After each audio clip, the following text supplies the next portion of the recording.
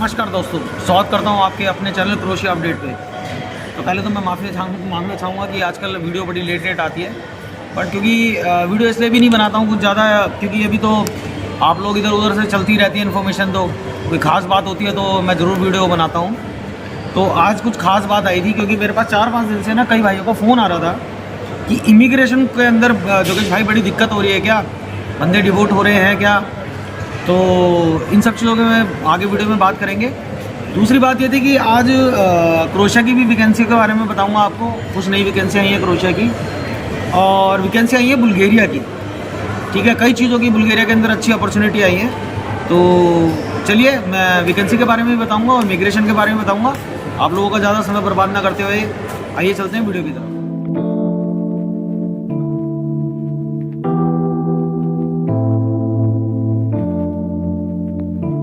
Hello दोस्तों, स्वागत करता हूं आपके अपने चैनल क्रोशिया अपडेट पे। तो जैसा कि बात कर रहे थे, सबसे पहले बात करते हैं इमिग्रेशन की। तो इमिग्रेशन का 4-5 दिन से मेरे पास बहुत कॉल्स आ रहे थे कि भाई जोगेश भैया इमिग्रेशन में बहुत प्रॉब्लम हो रही है क्या, बंदों को डिपोर्ट कर रहे हैं क्या। अब ये खबर कहाँ से क्या आ रही है मुझे नहीं पता इस बारे में, मगर मैं आपको क्लियर बता दूँ कि इस तरीके की कोई भी दिक्कत परेशानी इमिग्रेशन में नहीं है यहाँ पर। पता नहीं ये कहाँ से बात आई है, कहाँ से अफवाह आई है, मुझे नहीं पता, बट ऐसी कोई भी दिक्कत परेशानी नहीं है।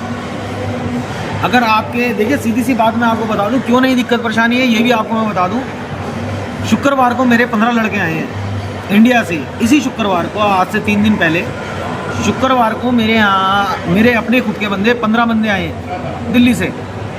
तो उनको कोई भी प्रॉब्लम नहीं हुई, उनको कोई भी प्रॉब्लम नहीं हुई। मैंने उनसे पूछा कि आप लोगों को कोई इमिग्रेशन में कोई दिक्कत हुई, कोई परेशानी हुई, कुछ पूछताछ हुआ। तो उन्होंने मेरे को यही बात बोली कि भैया हमारे को कुछ भी नहीं पूछा, सिर्फ हमारा पासपोर्ट चेक किया उन्होंने, हमारा वर्क परमिट चेक किया और बस हमारे को स्टैंप लगा के आगे भेज दिया। तो उनके बिहाफ पे मैं बता सकता हूँ कि इमिग्रेशन में अभी फ़िलहाल कोई दिक्कत नहीं है। हाँ, जिसके डॉक्यूमेंट्स में कोई प्रॉब्लम है, जैसे वर्क परमिट में कोई प्रॉब्लम है या पासपोर्ट में कोई दिक्कत परेशानी है या पीसीसी कंप्लीट नहीं है, तो उन सब चीज़ों के लिए तो हो सकता है दिक्कत हो। ठीक है, क्योंकि जब तक आपके डॉक्यूमेंटेशन पूरे नहीं होंगे तो आपको कहीं भी दिक्कत हो सकती है। क्रोशिया नहीं, किसी भी इमिग्रेशन में दिक्कत हो सकती है। तो ये सिर्फ अफवाह है कि भाई इमिग्रेशन में कोई दिक्कत हो रही है, कोई परेशानी हो रही है, ऐसा कुछ नहीं है। आप अपनी फाइल पूरी की पूरी तैयार करके लाएं, आप अपना पासपोर्ट ठीक ढंग से कैरी करें और अपना वर्क परमिट कैरी करें। मैं आपको ये भी सजेस्ट करूँगा कि एक ना फॉर्म डी, जो आप लोग एम्बेसी के अंदर जब जाते हैं, जब हम लोग जब VFS के अंदर अपनी फ़ाइल लगाने जाते हैं, तो उस टाइम एक फॉर्म डी मिलता है हमारे को, जिसके अंदर हमारी पूरी डिटेल फिलअप होती है। तो जो भाई भी अपनी फ़ाइल लगाने जा रहा है VFS के अंदर, वो उसकी कॉपी ज़रूर अपने पास रख ले, क्योंकि उसके अंदर 3 कॉलम ऐसे होते हैं। एक तो 20 नंबर कॉलम, एक 29 नंबर कॉलम, 29 नंबर कॉलम और एक 30 नंबर कॉलम। उस कॉलम के अंदर आपके एम्प्लॉयर का एड्रेस होता है, आपकी कंपनी का एड्रेस होता है, और जिस जगह आप रुकने वाले हो, जहाँ आपकी अकोमोडेशन होती है, वहाँ का एड्रेस होता है उस वाले फॉर्म के अंदर। तो आप उस फॉर्म को एक बार डिटेल से खुद भी पढ़ सकते हैं। तो उसके अंदर सारी की सारी डिटेल होती है। तो आप लोग उसके लिए, अगर आपसे कोई इमिग्रेशन में ये भी पूछ लेता है, क्योंकि इमिग्रेशन है, उनका मूड है। पहली बात तो ऐसा होता नहीं है कि इतना टाइम नहीं लगाते वो लोग, और चलो किसी की जहाँ से भी कहीं से ये अफवाह निकली होगी तो उसकी बात ही भी मान लेते हैं। सीधी सी बात है कि डॉक्यूमेंटेशन तो पूरे होने चाहिए उसमें। तो उसका जिसने भी अगर ये बात कही है तो उसने गलत नहीं कही। आपको अपने डॉक्यूमेंटेशन पूरे के पूरे रख के लेके आने, ठीक है। और 3-4 ये जो 3 कॉलम मैं आपको बता रहा हूँ, 20 नंबर, 29 नंबर और 30 नंबर, ठीक है, फॉर्म डी के अंदर ये होता है। तो आप उसको पढ़ लें एक बारी या 2 बार या 3 बार 4 बार, उसको यानी याद कर लें कि आपकी कंपनी का नाम क्या है, आपकी जो कंपनी का यानी जो आपका एम्प्लॉयर है वो उसका एड्रेस क्या है, आप जिस जगह रुकने वाले हो उसका एड्रेस क्या है, आपकी कंपनी का एड्रेस क्या है। तो ये 2-3 चीज़ बेसिक होती हैं, ये इतनी कोई हार्ड तो है नहीं कि भाई इसके लिए कि भाई पढ़ा लिखा ही बंदा होना चाहिए, ऐसा नहीं है। ठीक है, आप जितने भी पढ़े लिखे हैं ये ज़रूरी नहीं है, क्योंकि इधर के लोगों को भी पता है कि हम लोग कितने पढ़े लिखे हैं और ये लोग भी कितने पढ़े लिखे हैं। ऐसा नहीं है कि ये लोग बहुत हाईफाई हैं, इनकी इकनॉमी भी इतनी हाईफाई नहीं है, इनको भी इंग्लिश नहीं आती है। ठीक है, ये खुद प्रेफर करते हैं कि हमारी भाषा में बात करें, क्रोशियन लैंग्वेज में बात करें। ये लोग भी नहीं चाहते कि आप लोग इंग्लिश में बात करें, क्योंकि इनको भी नहीं आती बेसिकली। तो उन सब चीज़ों से कोई घबराने की ज़रूरत नहीं है। मैं आपको क्लियर कट टू कट बता दूँ अगर आपके डॉक्यूमेंटेशन पूरे क्लियर हैं तो आपको इमिग्रेशन में 1% भी दिक्कत नहीं होने वाली। ठीक है मेरे भाइयों, ये तो हो गई पहली बात, यानी बिल्कुल नकार दो इस बात को, ये अफवाह थी, अफवाह है या किसने क्या फैलाई मुझे नहीं पता, मगर इमिग्रेशन पे आपको 1% भी दिक्कत नहीं होगी अगर आपके डॉक्यूमेंटेशन आपके पूरे हैं तो। ये सीधी सी बात है ना, आपको यहाँ की गवर्नमेंट वीज़ा दे रही है, जो वर्क परमिट मिल रहा है आपको वो यहाँ की गवर्नमेंट दे रही है। इमिग्रेशन का काम है आपके डॉक्यूमेंटेशन चेक करना, और वो करती है, उसमें कोई दो राय नहीं, वो करती है। तो आप अपने डॉक्यूमेंटेशन, अपनी फ़ाइल पूरी तैयार करके तब आप एयरपोर्ट पे आएँ, इमिग्रेशन बिल्कुल क्लियर करें, और ईजी है, वो आपसे कुछ नहीं पूछेंगे। जब मेरे लड़कों से नहीं पूछा तो भाई किसी से भी नहीं पूछते होंगे ना। मेरे 15 लड़के हैं, मैं कोई नवाब तो हूँ नहीं कि भाई चलो जोगेश के बंदे हैं तो इनसे पूछेंगे ही नहीं, ऐसा तो नहीं है ना।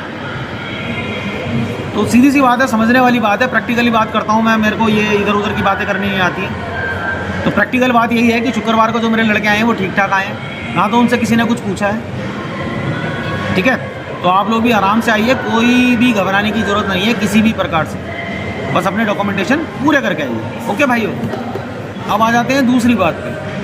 अब बात करते हैं क्रोशिया की वैकेंसी की। तो क्रोशिया की वैकेंसी मैंने लास्ट टाइम भी बताई थी, तो अभी वही वैकेंसियाँ वही चालू है। अभी फूड डिलीवरी वाले चाहिए और लाइट ड्राइवर चाहिए, ठीक है, और लेबर तो चाहिए ही चाहिए।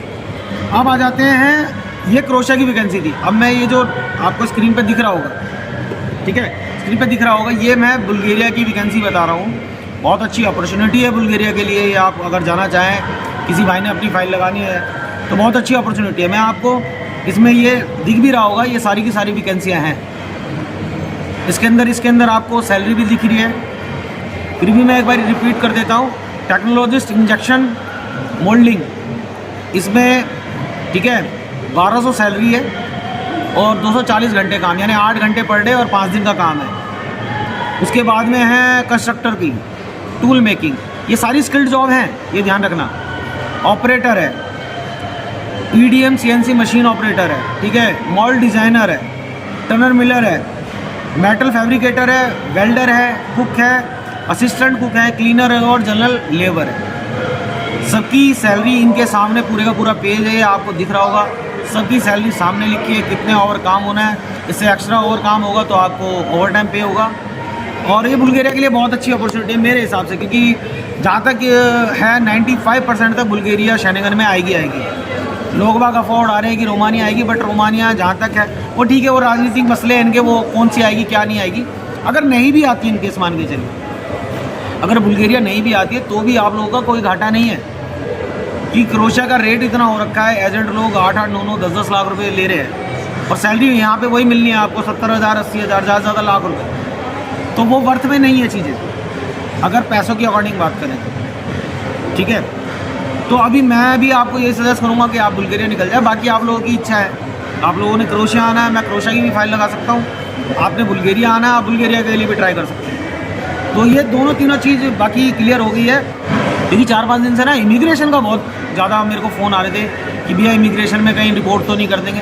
तो भाइयों, मैं एक बार फिर आपको दोहरा रहा हूँ कि इमिग्रेशन में कोई भी घबराने की ज़रूरत नहीं है। आप अपनी बस फाइल पूरी करके आइए, अपने डॉक्यूमेंटेशन पूरे रख के लाइए। जिस टाइम आप एयरपोर्ट से क्रोशिया आ रहे हैं, अपने घर से क्रोशिया आ रहे हैं, आप प्रॉपर फाइल रखिए, और थोड़ा बहुत हो सके तो देखो, थोड़ा बहुत अगर आप पढ़ लें उस फाइल को तो ज़्यादा अच्छा है, क्योंकि कई लोग पढ़ते ही नहीं है ना फाइलों को, उन्हें पता ही नहीं है क्या चीज़ है क्या नहीं। मैं भी ये कहूँगा कि एक बार आप उसको चीज़ों को पढ़ लें, तो बाकी और कोई घबराने वाली कोई बात नहीं है। इमिग्रेशन में कुछ ऐसा नहीं होता। ठीक है भाइयों, तो जिस भाइयों ने बुल्गारिया की फ़ाइल या क्रोशिया की फ़ाइलें लगानी है तो प्लीज़ आप मेरे से दिए हुए नंबरों के ऊपर आप कांटेक्ट कर ही सकते हो, जैसे कि कर लेते हो। बाकी इसमें मैंने क्रोशिया का नंबर भी एक नया ऐड कर दिया है, ये मेरे क्रोशिया का नंबर है, आप इस पर भी कॉल करके जानकारी ले सकते हैं। ठीक है, और ये दोनों नंबर ओनली व्हाट्सएप पे चलेंगे। ठीक है, तो चलिए आज की वीडियो यहीं ख़त्म करते हैं, और अपना ध्यान रखिएगा। आप लोगों का प्यार सपोर्ट तो हमेशा बना ही रहता है। बाकी मैं आप लोगों से अब इजाज़त चाहूँगा, अपना ध्यान रखिए, आप सतर्क रहें। नमस्कार भाइयों।